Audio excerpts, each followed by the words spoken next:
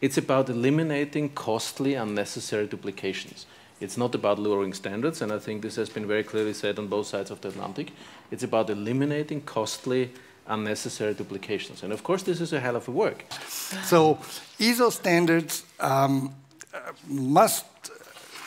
we would like to harmonize them, but if we just would be able to tolerate that both sides have reasonable standards and we just accept and tolerate these standards, it would help us a lot. We have in Europe standards, chemical standards, which have been approved through the REACH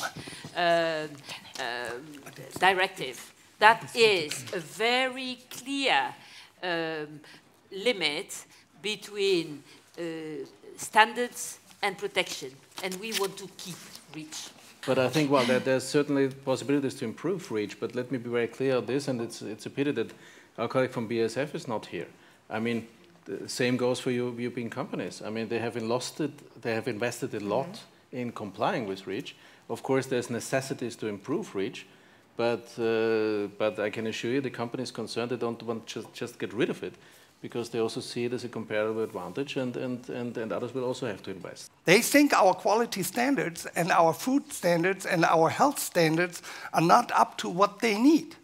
And I can say for both sides, I mean, there is no, if we don't trust America and America doesn't trust Europe and we give it a little freedom, we will never examine where the line is and what could be bad or good. We have to take the trust that when we accept the other one's rules, that they are pretty high standards. That's a very good example about differences in culture. In the United States, they hate nature. Not that they hate nature, but they are not really trusting biological agents. No, they love processed food. They love chemicals. They have faith. They have trust in chemical treatments. In Europe, it's the other way around. And I don't say we like organic and we hate chemicals. It's not one is better than the other. It's just different approaches to life, to the world. And this is because you spoke about technical barriers versus society. This is the thing. It's about consumer preferences. As a consumer and as an entrepreneur, I have the feeling, what are they discussing in Brussels? These are not the subjects we have. Sorry.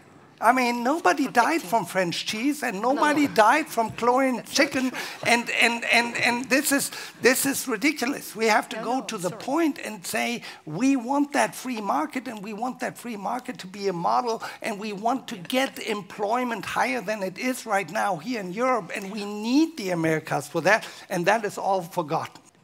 Products that would be processed and labeled according to the home rules in the United States should be importable into Europe, and that's the point. And the US is dead against GMO labeling because they don't have the traceability. They don't know, and that's the point. So that means that we should then, at the end of the day, not have a sufficient information system in Europe just because the United States don't have GMO labeling. That's the risk.